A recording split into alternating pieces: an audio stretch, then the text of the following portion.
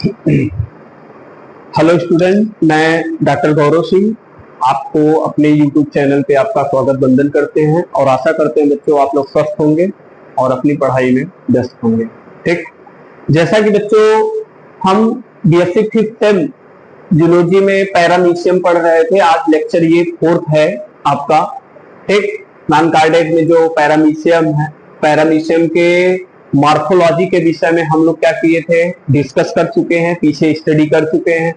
ठीक है, उसके बाद आज ये चौथा जो क्लास है, इसमें पैरामीशियम का जो क्या पढ़ना है आपको बच्चा, रिप्रोडक्शन इन पैरामीशियम।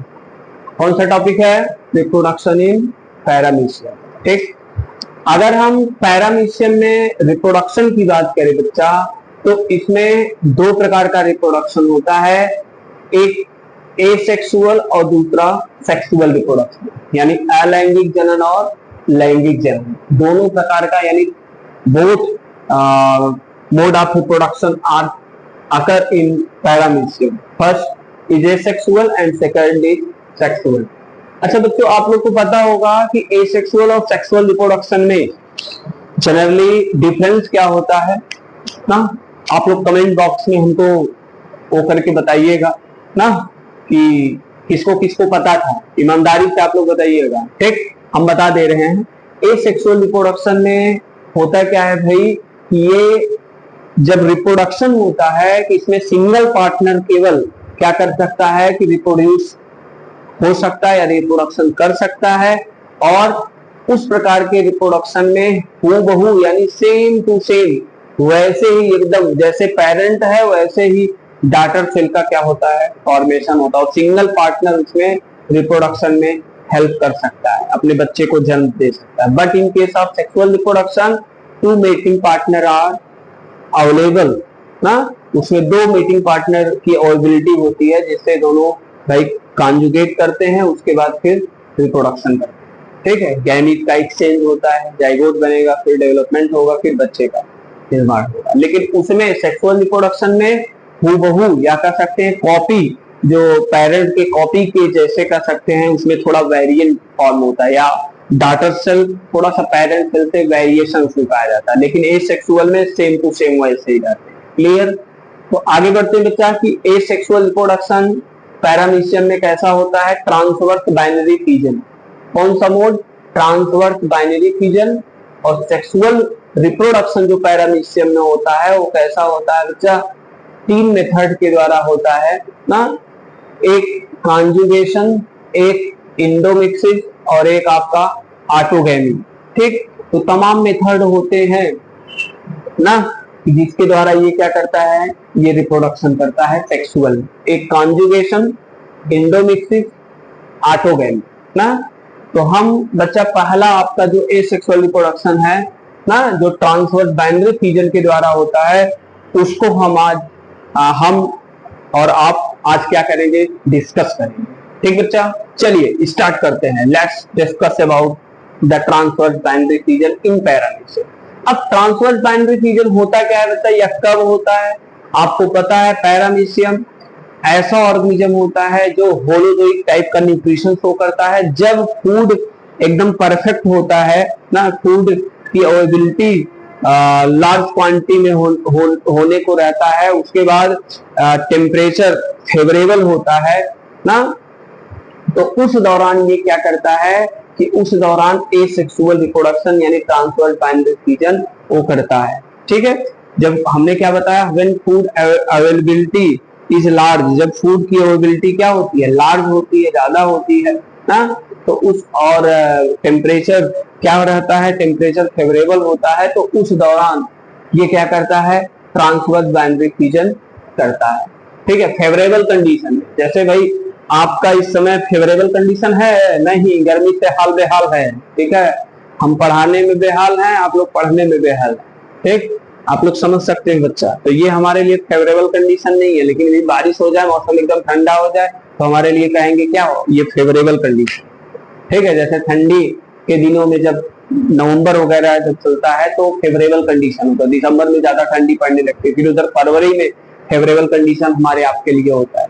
ओके, तो ट्रांसवर्स बाइनरी फ्यूजन हमने क्या बताया कि फूड की अवेलेबिलिटी हो और फेवरेबल कंडीशन है तो ये मोड ऑफ रिप्रोडक्शन में करते हैं। इसमें होता क्या है बच्चा कि ये पेरेंट पैरामीशियम ना, तो इसमें क्या होता है कि जब ये बाइनरी फ्यूजन ये करता है ट्रांसवर्स बाइनरी फ्यूजन, तो इस दौरान क्या होगा कि इसमें मैक्रोन्यूक्लियस डिवाइड एमाइटोटिकली। मैक्रोन्यूक्लियस क्या होगा, एमाइटोसिस डिवीजन होता है, उसके द्वारा वो क्या होने लगेगा, वो डिवाइड होने लगेगा। एमाइटोटिकली समझ रहे हो कि उसमें लगभग जैसे एमाइटोसिस डिवीजन आप लोग पढ़े होंगे, बैक्टीरियल सेल में जो डिवीजन होता है वो एमाइटोटिक डिवीजन के द्वारा हर 20 मिनट के बाद बैक्टीरियल सेल क्या करता है, 1 से 2, 2 से 4, 8, 16, 32 लगातार डिवीजन करता है। आप लोग पढ़े भी होंगे कि एक कप में अगर हम एक बैक्टीरियल सेल को ऐड कर लेते हैं तो 24 घंटे में वो कप पूरा बैक्टीरिया से क्या हो जाएगा, पैक्ड अप हो जाएगा, यानी भर जाएगा ना। तो वो कौन सा मोड होता है, एमाइटोटिक डिवीजन होता है। सेम इसमें भी मैक्रोन्यूक्लियस इसका बड़का जो केंद्रक है इसमें एमाइटोटिक डिवीजन होगा, और दूसरा जो माइक्रोन्यूक्लियस है वो माइटोटिकली डिवीजन करेगा। माइटोटिकली समझ रहे हो कि 1 से 2 में डिवीजन करेगा, ठीक है। तो एमाइटोटिकली डिवीजन मैक्रोन्यूक्लियस और माइटोटिकली डिवीजन आपका कौन करेगा, माइक्रोन्यूक्लियस, ठीक है। और इस नेक्स्ट स्टेज में क्या होगा कि oral group disappear. Oral group क्या हो जाएगा, डिसअपीयर कंडीशन है ना। जैसे आप लोग prophase, metaphase, anaphase, telophase, mitotic division पढ़ते, सेम वही घटना इसमें भी जस्ट लाइक हो रहा है, ठीक। उसके बाद यहाँ पे क्या होगा नेक्स्ट स्टेज में कि ये माइक्रोन्यूक्लियस हमने बताया है कि माइटोटिकली डिवीजन और मैक्रोन्यूक्लियस एमाइटोटिकली। उसके बाद होगा क्या, देख रहे हो माइक्रोन्यूक्लियस ये इतना बड़ा हो गया, ये ऐसे ना, जब माइटोटिकली डिवीजन करेगा तो ये स्ट्रेस होगा, अपोजिट पोल की तरफ इसका दोनों भागेगा न्यूक्लियाई, ठीक है। ये अपोजिट पोल की तरफ भाग रहा, और जैसे ही भाग रहा अपोजिट पोल की तरफ ये स्ट्रेस होगा तो न्यू ओरल ग्रुप फॉर्मिंग, देख रहे हैं न्यू ओरल ग्रुप क्या हो रहा है, फॉर्म हो रहा है। और जैसे ही न्यू ओरल ग्रुप फॉर्म होगा, यहाँ इनके बीच क्या होगा, इनके बीच एक ट्रांसवर्स सेप्टम बनेगा, ठीक है। और ट्रांसवर्स सेप्टम जब यहाँ पे बन जाएगा तो यहाँ देख रहे हो मैक्रोन्यूक्लियस और माइक्रोन्यूक्लियस ये रीअपीयर हो जाएगा, ठीक है। उसके बाद ओरल ग्रुप क्या हो जाएगा, ओरल ग्रुप ये 2 बनना स्टार्ट हो जाएगा, ठीक है। ओरल ग्रुप का क्या होगा, बनने लगेगा। उसके बाद न्यू कॉन्ट्रैक्टाइल वैक्यूल, ठीक है, कॉन्ट्रैक्टाइल वैक्यूल ये नया बनने लगेगा, ठीक है। और सब सेल ऑर्गेनेल्स इसमें क्या हो जाए, होने लगेंगे, डबल होने लगेगा ओरल ग्रुप, हाँ। उसके बाद जो बक्कल फायरेंस है, देख रहे हो बक्कल फायरेंस, साइटोफायरेंस जो भी है, ये सब क्या होने लगेंगे, डबल होने लगेंगे, ठीक। और जब ट्रांसवर्स ये सेप्टम बन जाएगा, ट्रांसवर्स सेप्टम, सेप्टम बन जाएगा, तो ट्रांसवर्स सेप्टम होगा मतलब साइटोकाइनेसिस हो जा रहा है, जिसके कारण ये यहीं से क्या हो जाएगा, सेपरेट हो जाएगा। क्या हो जाएगा, सेपरेट हो जाएगा। और सेपरेट होने के बाद 2 डाटर पैरामीशिया का क्या करेगा, फॉर्मेशन करेगा। और इस 2 डाटर पैरामीशिया में जो इंटीरियर डाटर पैरामीशिया बनेगा उसको प्रोटर बोलेंगे, और जो पोस्टीरियर डाटर पैरामीशिया बनेगा उसको क्या बोलेंगे, ऑफिस बोलेंगे। पोस्टीरियर पैरामीशिया डाटर बनेगा उसको क्या बोलेंगे, ऑफिस बोलेंगे। फिर से देखो बच्चा, हमने क्या बताया कि ट्रांसवर्स बाइनरी फ्यूजन क्या होता है, mode of sexual reproduction paramecium में ये कब होगा, ये फेवरेबल कंडीशन जब टेम्परेचर होगा और फूड की अवेलेबिलिटी होगी तो उस दौरान ये क्या होगा, क्या करेगा, ट्रांसवर्स बाइनरी फ्यूजन करेगा, ठीक है। इसमें क्या होगा कि मैक्रोन्यूक्लियस और माइक्रोन्यूक्लियस, माइक्रोन्यूक्लियस माइटोटिकली डिवीजन और माइक्रोन्यूक्लियस एमाइटोटिकली डिवीजन करता रहता है। और ओरल ग्रुप क्या होगा, डिसअपीयर्ड होने लगेगा। देख रहे हो ओरल ग्रुप इसमें सही है, ठीक है। ओरल ग्रुप साइटोफायरेंस, बक्कल फायरेंस सब सही है, ठीक है। लेकिन नेक्स्ट स्टेज में क्या होगा, जब इंटर करेगा इस binary fusion mode of reproduction में, तो ये क्या होगा, ओरल ग्रुप डिसअपीयर होने लगेगा। उसके बाद क्या होगा, जैसे डिसअपीयर होगा ये डिवीजन करना स्टार्ट करेगा माइक्रो माइक्रोन्यूक्लियस, और इस दौरान क्या होगा कि ये जो न्यूक्लियाई है माइक्रोन्यूक्लियाई ये इसके स्ट्रेस होगा ना, खींचेगा, अपोजिट पोल की तरफ भागने का प्रयास करेगा, ठीक है। और उसके बाद जैसे ही भागने का प्रयास करेगा न्यू ओरल ग्रुप फॉर्म, नया ओरल ग्रुप बनने लगेगा, ठीक है। जैसे ही नया ओरल ग्रुप बना उसके बाद क्या हुआ, ट्रांसवर्स सेप्टम का फॉर्मेशन हो जाएगा। और ट्रांसवर्स सेप्टम जैसे ही बनेगा ना, सब सेल ऑर्गेनेल्स देख रहे हो इसमें डबल होने लगेंगे, ठीक है। ऊपर देखो ये मैक्रोन्यूक्लियस माइक्रोन्यूक्लियस, नीचे भी macro micronucleus, oral group double हो गया, सीवी वगैरह बनने लगा नया, कॉन्ट्रैक्टाइल वैक्यूल, ठीक। उसके बाद यहीं से सेप्टम जैसे बनेगा ट्रांसवर्स सेप्टम, ये यहीं से डिवाइड हो जाएगा, ठीक है। जैसे सेल में आप लोग माइटोसिस डिवीजन पढ़े थे साइटोकाइनेसिस हो जाता है। ठीक है, तो यहाँ से सेपरेट होके दो डाटर सेल में बन जाएगा। जो एंटीरियर डाटर सेल जो बनेगा यहाँ से उसको प्रोटर बोलेंगे, और पोस्टीरियर जो डाटर सेल बनेगा उसको ऑफिस बोलेंगे। ठीक है, this is all about the transverse binary fission in paramecium. चलिए बच्चों लिख लीजिए इसको, इसका जो डिस्क्रिप्शन है हम बोल रहे हैं आप उसको क्या करिए, नोट्स में उसको लिख लीजिए। लिखिए लिखिए, it is a most common type of, it is most common type of asexual reproduction. It is most common type of asexual reproduction in paramecium. It is most common type of asexual reproduction in paramecium. Full stop. It occur during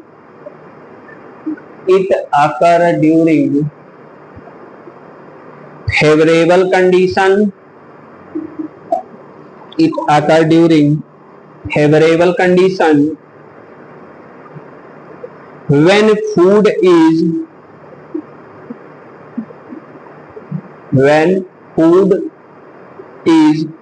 available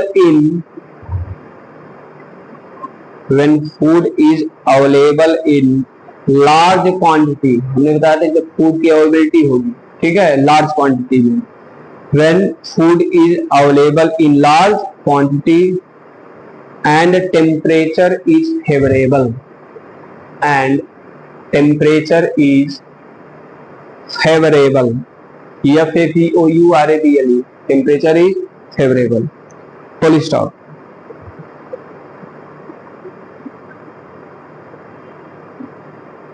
The division occur at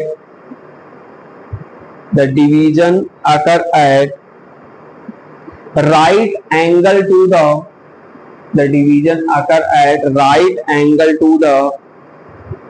longitudinal axis of the body। देखो, right angle to the longitudinal axis of the body, ये right तरफ जो oral groove होता है इस division ये generally start करेगा, longitudinal axis of the body.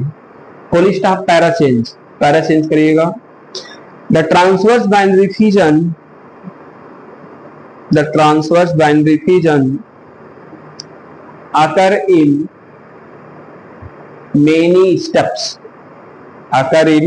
many steps।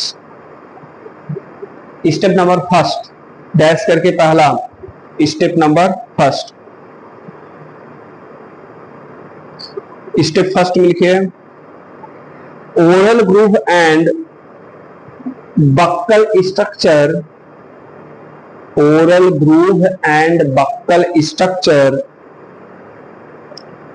Start disappearing. Oral groove and buccal structure start disappearing।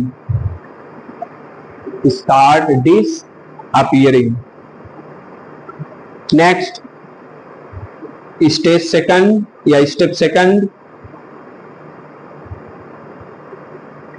micronucleus start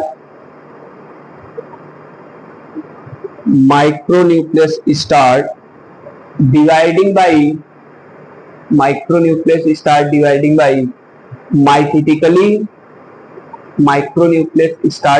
by mitotically, while जबकि macronucleus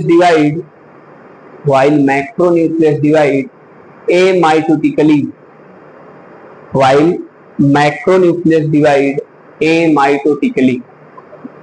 Full stop। Next, step third,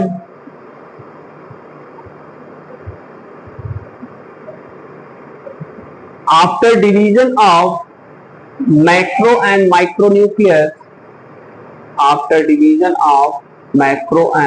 micronucleus, two oral groove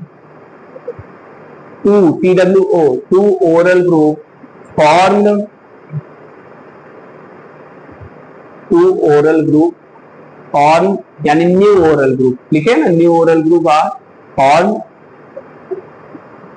eight anterior and posterior end, at anterior and posterior and.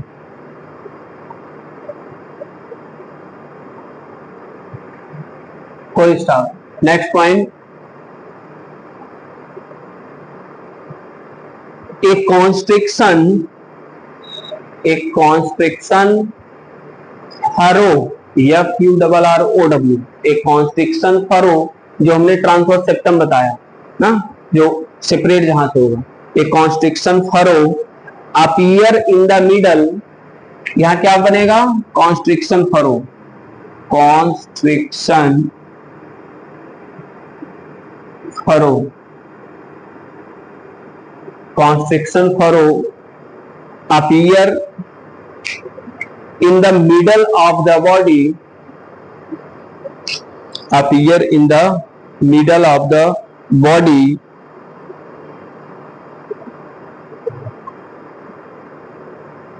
middle of the body, comma cytoplasm divide, cytoplasm divide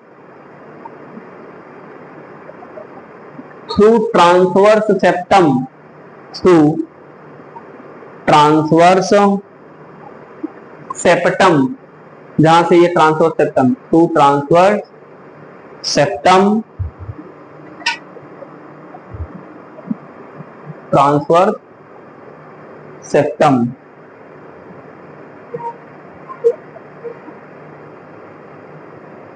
full stop. Next point, result two daughter paramecia, result two daughter paramecia are formed, ये new step में है, चौथा पांचवा जो भी है, result two daughter paramecia are formed on, comma anterior daughter paramecia, anterior daughter paramecia are called as proter, anterior daughter paramecia are called as proter, are called as proter, while WHIL, जबकि while posterior daughter paramecia, while posterior daughter paramecia are called opisth, are called opisth, OPISTHE,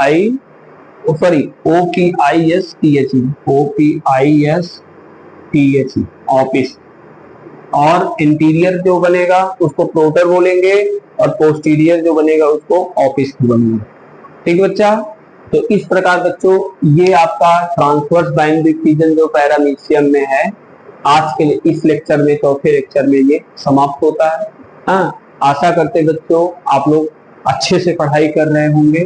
ठीक है, और धीरे धीरे आप एकदम sequential form में एक क्लास में पढ़ते चलिए, पूरा सिलेबस हम आपका कवर अप करेंगे। ठीक है, आज के लिए इतना ही बच्चों, हमारी आपकी मुलाकात नेक्स्ट क्लास में, तो लेक्चर 5 रहेगा, जिसमें हम सेक्सुअल रिप्रोडक्शन के विषय में क्या करेंगे, डिस्कस करेंगे।